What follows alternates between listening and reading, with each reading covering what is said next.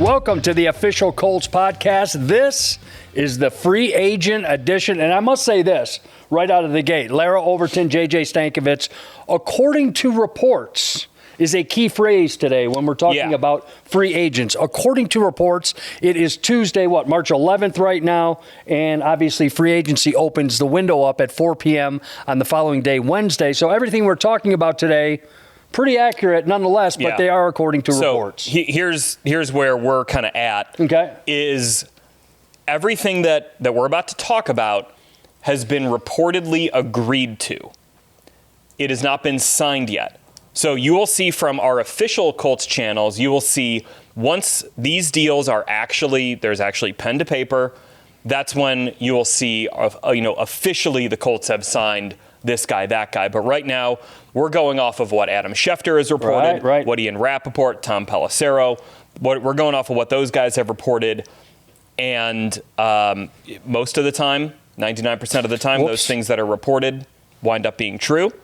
There's always the one, and currently they're accurate. There's always the 1% chance that something happens. A physical or something like that potentially Someone could backs happen. out. So there's no anticipating that that's going to happen, but every year free agency does come with that disclaimer that nothing is official and nothing can be official until after 4 p.m. on Wednesday. There it is. Okay, so according to reports, let's go right out of the gate. The quarterback position, the competition, if you will, they do have two players in that quarterback game. JJ, let's start with you. Daniel Jones signed, reportedly a one-year deal. And like you said, it will be official in the upcoming days.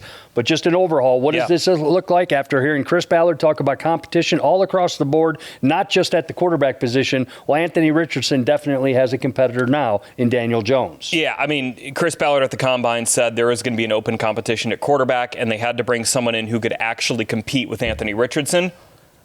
Enter Daniel Jones, guy who's got 70 games of experience. He has won a playoff game before. I know the things did not end very well with the New York Giants. Got cut mid-season. Right, yeah. All reports from Minnesota. There are a lot of things that didn't end well for the New York Giants. Though. Correct. You're right. You're right. Yeah. So, coming out of a... Yeah. Right. All reports out of Minnesota is that they really liked him there. They really liked what he brought. They signed him to their active roster for the playoffs. I mean, there was only one game and he didn't play, but I think that's an indication that he's relatively well liked there. He's mobile. He's big. He's a different quarterback than Anthony Richardson. It's not just a one-to-one type of replacement in there, as you build out this competition. But, yeah, I mean, I think if you're bringing someone in to compete with Anthony Richardson and you say, may the best quarterback win, the commitment to Daniel Jones here is at a level where you can actually go about it that way, where you're not going to the top, kind of the upper levels of your, the commitment to where it's like, well, this guy's got to start because you're paying him X. You're not going below it where it's like, well, is this guy really a competitor for Anthony Richardson? I think Daniel Jones being right there in the middle does lend itself to an open competition. And he was very well liked in New York, too. And talking with a few people within that organization, they also consummate professional, great to work with. So, but Larra, can I stop you there? Yeah. That market, though, that media market, though, you saw, where's Tommy DeVito? You know what I mean? It was like with the quarterback position, whether you're a Jets or whether you're a Giants, that media market is always going to come down on those, hard on those guys. And they did. It's a contentious and they did come down. And the fans included on Daniel Jones. What I like about this move, and I'm sorry to cut you off, is he's coming to an environment where he says, hey, I'm going to compete for a starting position. We're in the cornfields of Indiana. I'm out of the bright lights of the big city. I think it's a good fit. I think it is as well. I mean, it kind of follows exactly what Chris said he was going to do. I mean, Chris Ballard was very candid in, what was that, January, when he sat down, with the media at the end of the season and, reflected upon moves that were made or not made. And, you kind of have this whole postseason moratorium period where you evaluate absolutely everything. And he did promise that, he would take an approach to which would provide a higher level of competition at every position group, really. And through the first, for that very first wave of free agency, it's been a much more aggressive approach, this move included. And Anthony Richardson knew this was going to happen. I mean, he reads the papers. I mean, well, not even that. He didn't have to read the papers. This was a conversation that Shane and Chris said that they had with Anthony, that he responded and was very receptive to bringing the competition in. And we've seen how it's benefited guys at other position groups by having competition within the room. So by all accounts, I don't think that this was just something that Anthony was blindsided too. He obviously knew that he had work to do, and that goes back to last season, the way that things, transpired over the course of 2024. And so this was a very honest, and you have to be. That's what you want. If you're a professional, if you're a competitor, you want that type of feedback from your leadership so that going into the offseason exactly what the expectation is, what you need to do, and what you're walking into when you come back in April. It's a guess, but guys, can we expect them to name a starter earlier than later, or is it the last week before the preseason? Yeah. I mean, I'm saying, does that, my question is, and I'm just being a devil's advocate here, is we don't know who the starter is. Well, you're taking away reps from the potential starter is what I'm saying, where you want to give more reps, more passes, more plays, everything to a starter like this. And with two competitors going at it with camp and people still scratching their head after 3 weeks, not knowing who the starter is, I think that can take a step back for a quarterback. So look at, it's not a one-to-one, because it's a different position and quarterback is different. Mm-hmm. But last year is it going to be Alec Pierce or is it going to be A.D. Mitchell at that outside receiver spot? And they rotated a little bit, but it became pretty clear a week into training camp that Alec is he's really ascended. I think this thing, if this works out, and the goal here being we want the best possible quarterback for the Colts. If signing Daniel Jones pushes Anthony Richardson to be that better version of himself that the Colts need, I think we might know pretty quickly. Okay. But you got to see how it's going to play out. I mean, we just found out, an hour and a half ago that Daniel Jones is coming in here. So, we'll see how it plays out. It is a tricky situation to get an actual quarterback competition, but this isn't something that, like Larra said, no one's blindsided by this. This is what everyone expected. Right. This is probably the outcome of free agency that I think the Colts are hoping to get at quarterback.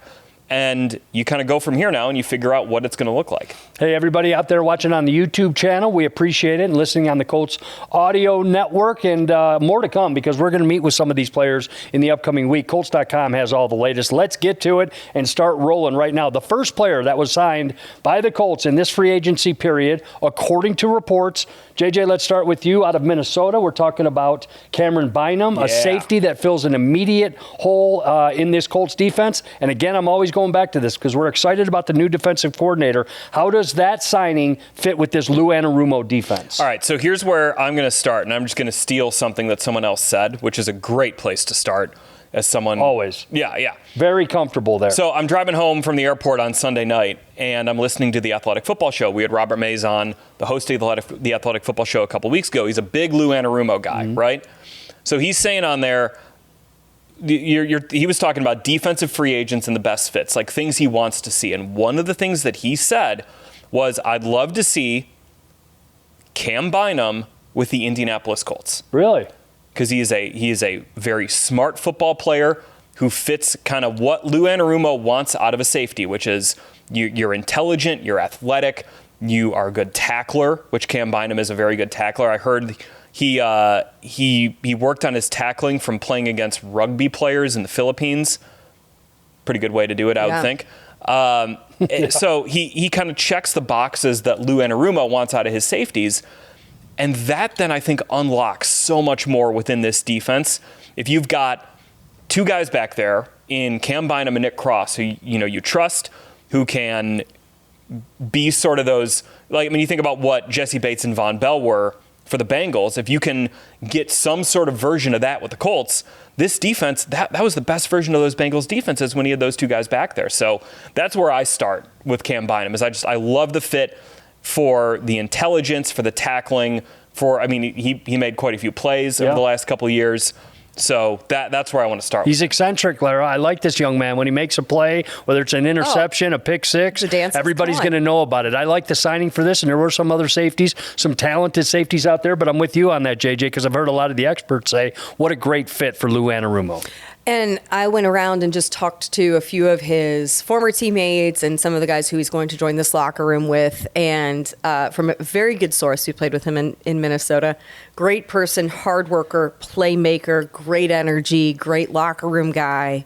That is the endorsement from Stephon Gilmore. Whoa, like, I don't know okay. if you can get a higher caliber of person speaking to the aptitude of the quality of defensive back that you're getting, other than a future Hall of Famer in Gilly, who obviously spent time with him, in Minnesota. So really grateful for him to provide some of that feedback. And I know that there are guys in this locker room who were already reaching out to welcome Cam Bynum. Some had experienced time with him at some different league events. And one of the things that to me is most exciting is to bring in, and this is in tandem with Charvarius Ward as well. JJ, I know this is something you hit on, but just the fact that you have guys who have been part of winning organizations and winning cultures, that's going to be significant for, in particular, this defense. If you go back a few weeks ago, that's something that we talked about, is as you're injecting some new energy, some new people within this locker room. That's one of the things you need to do. There needed to be some sort of a shakeup. And I like the fact that obviously everyone is, giving in the endorsement and backing up who he is as a player, as a person, all of those things as a teammate. But you also just bring in just the sheer experience of winning big games. All of that, to me, is something that I think will be really important for this locker room, so that you have somebody who can come in. And I don't know if he's a super vocal leader, but he is a very, outgoing, personality. So I'd imagine that it's someone who's going to be able to come in and say, like, hey, this is how to win. This is what they can infuse into the system, right? There's a good foundation of people that you're bringing back. You have great established veterans in this locker room. Okay, how are these additions and these new pieces, especially as we're talking about the ones within this defense, how are they elevating and evolving that with what they're bringing in complement to Lou? Well, I think, talking about Cam Bynum and Charvarius Ward kind of in tandem here is, I think you hit on something important, that they come from winning organizations. Mm-hmm. So their standard, if you're not meeting it, they're like, hey, look, I actually know. I've actually been part of these teams. We'll get to Charvarius Ward in a second, but, the Minnesota Vikings are regarded as one of the better organizations. They consistently win, regardless of who they're kind of churning through on their roster. And I think that perspective to bring in, Chris Ballard talked about bringing that healthy tension. Like, okay, here's the guy from the outside, but the Colts haven't won their division in 10 years. So you have a guy from the outside coming in saying, hey, this isn't good enough. You should probably listen to him. I think that's really important. Certainly is. And I like the fact, too, that at both of those positions, you're bringing in guys who have great experience, but they're still at this, peak of their careers, right? These are not... Bynum's, 26? 26. Yeah. Ward's 28, 29. Yeah, I think maybe 29 this spring. So that's one of the things you love, too, is these guys have a wealth of experience, but are also in the prime of their careers at that position. Sometimes you get into a situation, with guys in free agency who are either on the back, maybe they're available because they're on the back in their career, or, maybe they're guys who haven't worked out. We always think about, there's that conversation of, we've heard before, guys are free agents for a reason. And sometimes it is because maybe this guy isn't a great fit, or, he's not at that performance level. That's not the case with these two guys. Purely, it's just the fact that really there wasn't the opportunity for them from the budgetary standpoint with the places with which they were that makes them ideal fits. I like this little fit, and tell me if I'm wrong here. Sort of a local guy. Did he learn this trade of playing safety, professionally speaking, from Harrison Smith? That would be a really good guy to learn from. That's what I'm saying. Like if you're... you talk about a Hall of Famer. Sure. So if you're Harrison getting Smith groomed... walks in on the first ballot. That's what I'm saying. So if you're getting groomed right out of college like he did in this thing, and you're getting groomed for 3 years like that under Harrison Smith, that's the kind of player. It's got to rub off, is my point. Yeah. I also know that he bought Harrison Smith a piano. Okay. That doesn't apply at all here. It's just a fun fact. That is a great fact. Cam Bynum. Any Steinway? I don't know. Okay. Yeah. Well, just a piano. Yeah, just piano. Okay. No, I mean, look, Harrison Smith, you're talking about one of my favorite players in the league. I covered him for a year at Notre Dame. That was my first year covering football professionally. And, man, you want to learn from a pro, a guy who's just, his habits are... I like that fit. Yeah. I do. I like what he's going to bring in. Yeah, and talking to the guys in this locker room, that's one of the things that they talked about, the age and experience is huge. Yes. It's in particular for that group. You love especially, the vision that he has. We always talk about kind of how, Kenny is obviously like the leader of the back end. For him to have like a complement at the safety position from that standpoint, that perspective is really significant. And obviously, Kenny and Julian were great in working together. I do think that this will elevate that to a completely other level. Words are hard. Completely other level. In addition to the fact he's been so reliable and dependable and available, JJ. Cam Bynum has not missed a start How about in the that? last 3 years. Saw that yesterday. Boy, I played love that. in 2022. He played 100% of the Viking snaps. This guy, that durability factor, I think if you're looking at where he wound up in the free agent safety pecking order, that separates guys. If we know that we're going to sign you and you're going to do everything you can to be out on the field for 17 games like you have been the last couple of years, that helps guys out a lot when it comes to free agency, and I think that's a huge selling point. If you know that you're set it and forget Cam Bynum back here for 17 games, because this guy, it's hard to not get hurt in the NFL. Right. Sometimes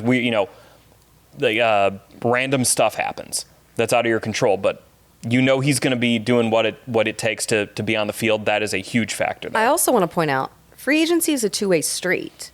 They have to want to come here as well. So I'm excited to talk to all of these guys, in particular the defensive guys, about the opportunity that they see with loose defense, with the guys that are here, with having the other pieces that you have locked in, having the guys up front that you can rely on with Buck and Grove and your guys on the edge. All of that I think is intriguing too, because there were a number of suitors, of course, for each of those guys.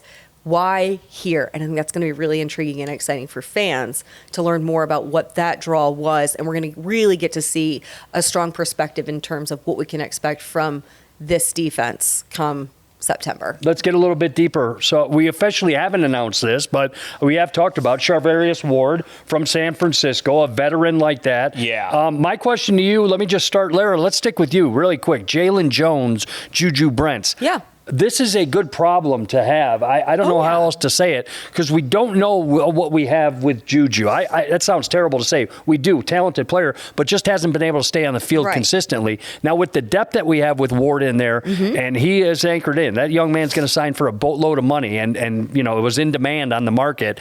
Opposite of him, is that a battle for the second quarterback position? Kenny Moore is Kenny Moore. He's not going anywhere. Is it a Jalen Jones Juju battle up in Westfield for the other corner slot? I think it probably will be to some degree. I mean, Jalen, I think, has far exceeded the expectations that you had when you drafted him in the second round. I think what's intriguing is with each of those players, where is their ceiling? Like, what, how much greater can Jalen Jones develop? And can Juju Brents, stay on the field? I don't think we know. Right. We just don't know. That's what I think this is the opportunity to find out. And the best way to do so in terms of creating the competition there. And we just got settled in that cornerback room really quick by signing Ward, JJ. Do you want to talk about a guy with experience? Yes.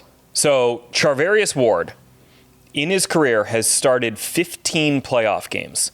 Since 1999, only one cornerback has started more playoff games than Charvarius Ward. It's Asante Samuel Sr. Good player.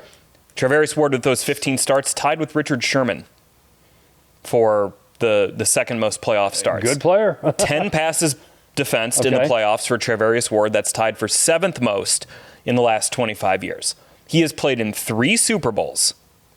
This guy has, and you want to talk about winning organizations. Right. The Kansas City Chiefs and the San Francisco 49ers are, in the last 5, 6, 7 years, are the two, those are your model organizations. Right. In terms of they've been to Super Bowls. They've, the Niners haven't won one, but like they are constantly there. I think you'd throw the Eagles in that mix as well of your top organizations in terms of winning. So you want to talk about a guy who comes in and if the standard's not being met, like now you've got Charvarius Ward, you've got Cam Bynum. I think DeForest Buckner with his experience going to the Super Bowl, those guys who have played in playoff games, who've won consistently in their careers. That kind of adds that healthy tension, which is kind of what Buck was talking about back in January, where you need a little bit of a shakeup in there. Well, Charvarius Ward and Cam Bynum are going to shake up that entire defense in a way that I think is going to be really healthy for everyone involved in it. Larra, you think Anarumo said, guys, I'm going to run this defense for you the right way, but I need this, I need that, and I need that? Or is it the other way around? They said, hey, Lou, come here because I'm going to give you this, I'm going to give you this, and I'm going to give you this. I think it's a little bit of both. I think it's the conversation we had last week with shopping for the groceries and preparing the meal, right? Like, which I got, by the way. Go ahead. I estimated. You get in trouble with Betsy on this? I estimated that I did 40% of the cooking, and she was like, no, you don't. I was like, well, okay, over the course of our relationship, I probably have, because I used to work from home all the time when I was in Chicago. Yeah. And she had a school job, and now it's been flipped. Okay. So, What's it at? Just give me a percentage. Currently? Right now. 90-10. It's 90 Betsy? Yeah. So how about overall in your relationship? Is it 50-50? Nah, it's probably like 40-60. On her account. On her account. Yeah. Betsy, our viewer and listener of the day, we thank you, Betsy Stankevitz. Anyways, back to your point. I had to have a mea culpa. No, I'm glad you did. Yeah. Justice for Betsy on the podcast. Justice for Betsy. I love it. I think it's a little bit of both. I think that when you were, pursuing Lou Anarumo, you got to give him a reason to come here and not just say like, okay, walk in and we're going to run it back, right? I think there had to be very frank conversations about these are some assets. If this is the expectation of performance and production from the defense, these are areas with which I view opportunities to improve these positions. And I don't think that was anything that would have shocked, Chris or Shane or any of those guys, right? I think there were probably it was a great exchange of, thought, and philosophy in those regards. I think that no matter what, I think that this was always going to be the approach even before you knew it was going to be Lou Anarumo. I look to, Chris Ballard talking about, creating more competition and, adapting for this period of time with which the franchise is in. So I think you were probably going to be more aggressive in free agency no matter what. Did Lou slide it maybe a little bit more defensive heavy early? Perhaps, maybe just a little bit. But I also just think there haven't been, from the offensive standpoint, you haven't needed to do a ton at the wide receiver position. You brought Ashton Dulin back, fantastic. But for the most part, that core group was pretty well intact. I don't know how many times I've had to wave people off who've been like, this guy's available. Why don't the Colts go wide receiver? This guy's available. Colts should get him. Where's he going to play? Yeah. Where's he going to play? You've already invested into that room, and you feel good about it. Yeah. So that's just a quick little. So I'm just thinking, kind of looking at some other areas. This was where you should have targeted early in free agency, and so it's just, I think, all unfolded and worked out well from both the standpoint of Lou and from Chris and his side. And Lou being a secondary guy. That's where his background is. I don't think it's a coincidence that you go out and you get two vets to go back there. And again, when you think about those defenses that Lou had in Cincinnati, when they were really good, they were full of veterans. Well, this defense is full of veterans. Look across the board. Travarius Ward, Cam Bynum, Kenny Moore II, Zaire Franklin, DeForest Buckner, Grover Stewart, Kwity Paye, Tyquan Lewis. These are all vets. You got some young guys sprinkled in there like Latu and Nick Cross, and maybe Jalen Carlies at linebacker. We'll see what happens there. But for the most part, the core of this defense, it's got some time on it. Yeah, it does, and that's that. good. Yeah, I like you that. You can maybe be a little more creative and a little more demanding with the way you play coverages and scheme stuff up with guys who've been around the block a couple times. Welcome. Kenny Moore told me that he and Cam Bynum had conversations previously about how much they respect and appreciate each other's game, and Kenny just said how eager he was to get to learn from Cam and have that great exchange back and forth. Those guys are going to have some great celebrations. Heck I think Kenny and Cam. I mean, I'm sure everyone's great. Like when we do the director's cuts and the film breakdowns and stuff like that, to have those guys involved, I love it. Yes, but the Sellies.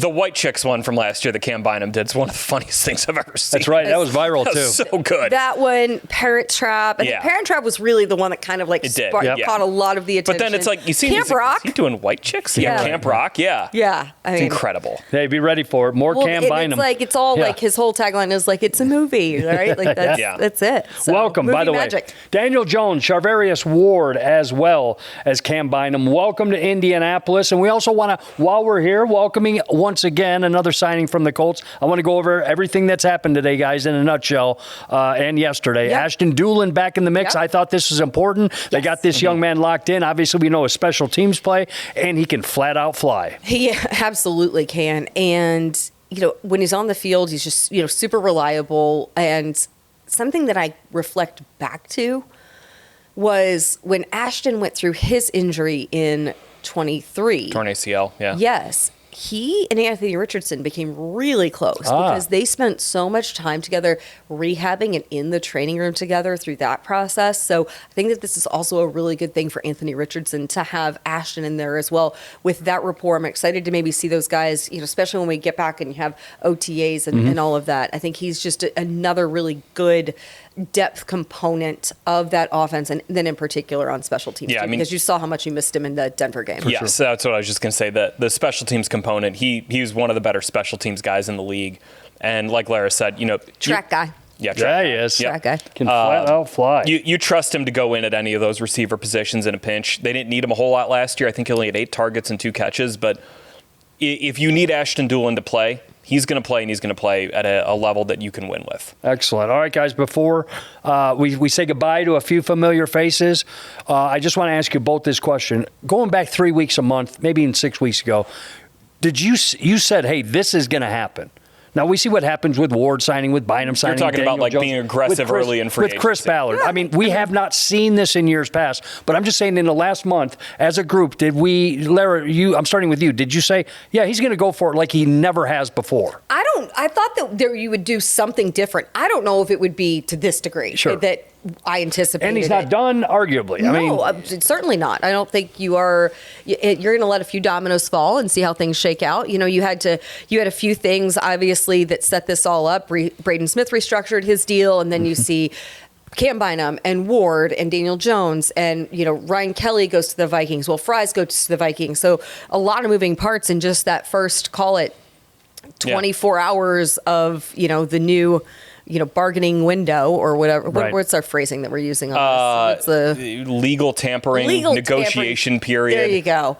I don't think we anticipated to this level. I thought that you would probably see an evolution in the approach, but this is much more so than what I think could have expected. I thought you'd see 1.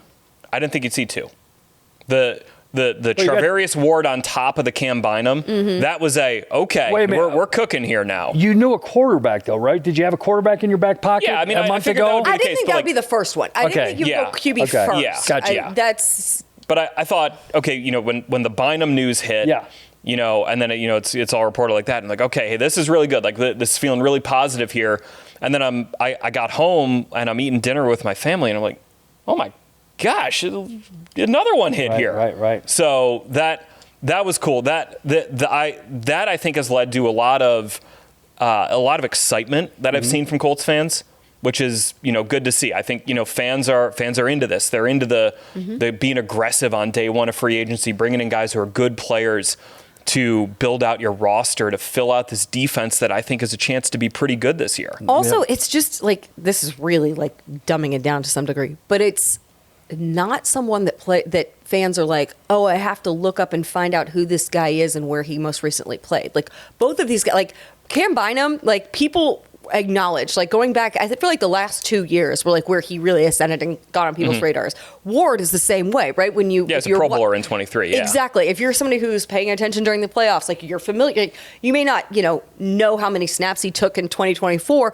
but you're very aware of his career. You're aware of who he is as a player and where he's played. So I think that's something too, is immediately that people are like, totally know Cam Bynum, right? Totally know Charvarius Ward.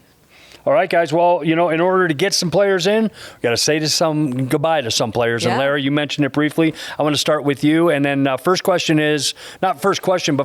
is, boy, oh boy, some familiar faces. Love seeing the Ryan Kellys, the Will Frys, the Dio Adangbos of that locker room forming a relationship. Watch these mountains that they climb and these valleys they go in sometime and coming out the other side. And it's almost like people you work with, you see every day. We are saying goodbye to Ryan Kelly, one of the longest tenured Colt right now. And obviously Will Frys that had a huge market demand for him for playing so well for the last couple of years as a 7th rounder. And Dio Adangbo got scooped up first by the Chicago Bears. That hole right there, guys, start with Dio Adangbo. That hole needs to be filled. I don't know if it's going to come from the draft. I don't know if it's going to come from free agency, but defensive line Does it come depth. from Samson Ebicom coming back? There it is. Okay, something like that. On. Before we get in the Dio conversation, I am 2 doors down from JJ. And yesterday, I can't tell you the number of times I just heard him reiterate, Dio Adangbo, because every person in Chicago was calling JJ to get a pronouncer, to get a set. JJ was playing PR rep yesterday, and then he had to go on and do like the whole Chicago circuit. And how many times did they command you to do the Dio Adangbo tunnel run? So I went on Waddle and Sylvie, two of my favorites in Chicago. Love Waddle and Sylvie on ESPN 1000. I went on there at 4:25. And Sylvie goes, "Give me your best Dio Adangbo getting a sack call." Oh, nice. So I hit that, and then 10 minutes later, I go on the score with my guy Lawrence Holmes. And Loho tees me right up. Give me your Dio Adangbo makes a big play. So both Chicago radio stations got it. The big old Dio bellow. And if you don't know it, that is the voice of Lucas Oil Stadium, JJ Stankevitz. So I understand. We're not going to put you on the spot here. We'll leave that for Waddle and the boys, but that's why he's giving those calls. But the Dio thing, I like what you're saying about Samson Ebicom, but in the draft is like, that's where I want to get with this whole thing. Kelly gone, Will Frys gone, Dio Adangbo. Does it change the philosophy of 14? Because I thought people were saying he may bring in, and when I say he, I mean Chris Ballard, a veteran free agent tight end to solidify the room, whatever you want to call it. Well, that didn't happen. So what I'm saying, we're not done yet. We're not done yet. You're correct. It's a tight end rich draft. I'm just saying, like, when that 14th pick comes around and you see the first couple of days of free agency go by, is it more narrow in on what we're going to go with at 14 in your eyes at this point? Keep in mind that, free agency is not the only path. You could also trade. Let's go. Trade. He's doing something different this season of years past. Why not? Don't forget about an NFL draft day trade. He's done that before. So let's talk about pick 14, though. Okay.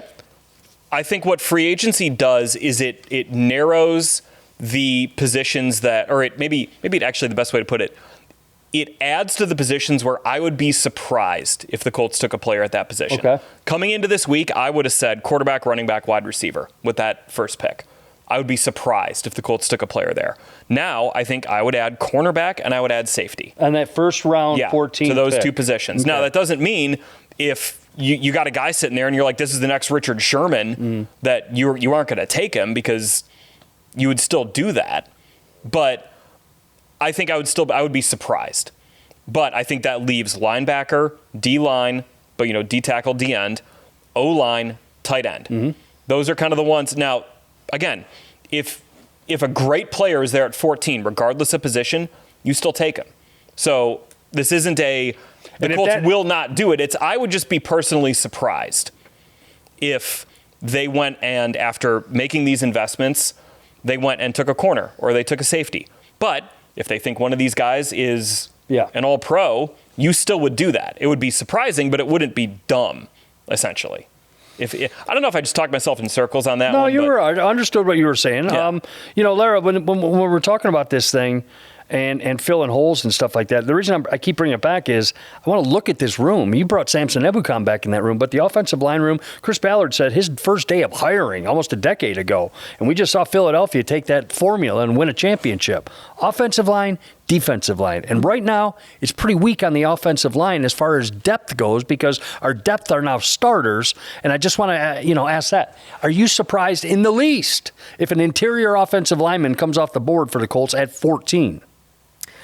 At 14, probably yes, because you've invested some picks there with obviously Matt Gonsalves and Tanner Bortolini, and those guys are going to have an opportunity to jump in and play now. Will you take some eventually? I think so. I mean, yeah, sure. If there's somebody really great that you're super excited about, I guess, sure. There are a few kind of names floating out there that I've seen. I don't know that that's going to be the highest priority of area, given the fact that you've got starters coming back. and then you feel really good. You feel strongly about the development of Bortolini and Gonsalves at their respective positions, stepping in where they're going to. I think maybe you have some other areas would be most impactful, but I don't know. It wouldn't be all that. I'm never shocked. You can never have too many offensive linemen. But I like your defensive line call on that 14 pick too, because they are talented in this draft with defensive tackles. I'm just saying, I'm not surprised if that happens as well. I mean, the defensive tackle. And D tackle right there. I mean, that's kind of a big question I have over the next couple of weeks, because you let Raekwon Davis go. Taven Bryan was on the roster last year. He's a free agent. So the only D tackle, I might be forgetting someone, but it'd be Tommy Adetomiwa-Adebawore would be the only other one with experience who's coming back. You got to have more depth there. And I know Chris Ballard is going to always try to have the most depth as possible on that defensive line. So I think you could see that as a position that still gets addressed. Linebacker, next to Zaire Franklin, could still get addressed. We like Jalen Carlies here. Love. But is that a position where the Colts make an investment in a veteran? Could you have some sort of competition there? Interested where that goes. Those How two much can positions. Taekwon play inside? He can kick inside. That's what I thought. Yeah, that's what I was thinking too. Like, I'm just exploring. Like, Taekwon's a guy. Like every D-line coach who we've had here has been like, I can play him at any position. Yeah. That's just one thing I was kind of thinking about too. And with Dio, I was talking with some friends in Chicago about this, and they were like, well, it's that question. Why was he a free agent? Why didn't you re-sign him? And I was like, look where the money went. Right. Oh. And look at the investment that's already been made in that defensive line with first-round picks, extensions. You've got a lot put into that defensive line. You needed to take some of that and put it into your secondary, which the Colts did. That doesn't leave you money or opportunity to then also sign a guy to be your fifth defensive end or be part of a five-man D-end rotation like Dio would be. So super happy for Dio. It's a great fit with that Bears defense with what Dennis Allen wants to do, but just not one that was really realistic for the Colts to bring back. And I think with Samson Ebukam coming off of the injury, I think that this is Kwity, Latu, it's time. Yeah. This is it. Yep. This is the opportunity. Well said, Larra. 2 first-round picks. 2 first-round picks. This is where... Well said. This is where you prove it. Yeah, here we go. Guys, and thank you for watching on the YouTube viewers out there, as well as the Colts Radio Network. I sometimes call it Audio Network, but Radio Network's accurate, correct? The what? Colts Audio Network? Yeah. Colts Radio Network? Yeah. Yeah, this is a podcast. Yeah, I know. Yeah. Okay. Colts Audio, you know what I'm saying. Anyway, I just want to say, excited-wise, yes. Okay, we got a quarterback in. We got a new face in the quarterback room. We've got some talented veterans coming in stuff. Chris Ballard is not done. So, guys, at Larra Overton, at JJ Stankevitz on Twitter X. I want to end with this if I can. We have everybody here have lived some highs and some lows with Ryan Kelly. With Ryan Kelly. And the reason I just want to take a minute is because he ended up in Minnesota and he's getting paid. And Ryan Grigson drafted him number 1 overall out of Alabama. And first round. I meant first rounder out of Alabama.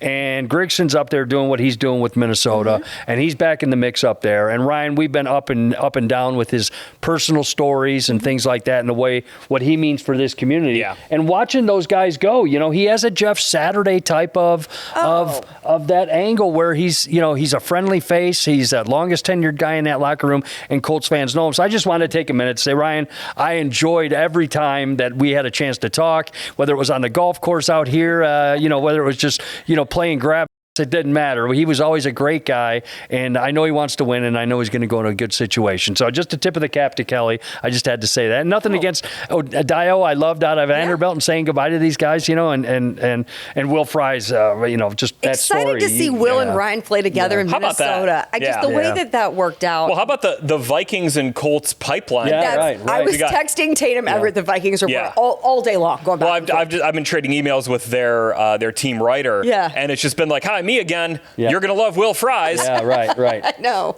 Well, that's Call great. him Spud. Yeah. Well, that's right, Spud. I just found out about that yesterday, Spud. Oh, did you? I didn't know that was his nickname Spud. back there, but it's good they're going up together. Real quick on Ryan Kelly. Yeah. The consummate Colt. Like the guy who had been through so much with this organization, who, I mean, how many, it's the whole, what number quarterback is this for you, Ryan? Right. Never complained about it once. Never never let it, bring down his play or anything. He's a guy who, like, he's always going to be a part of this organization.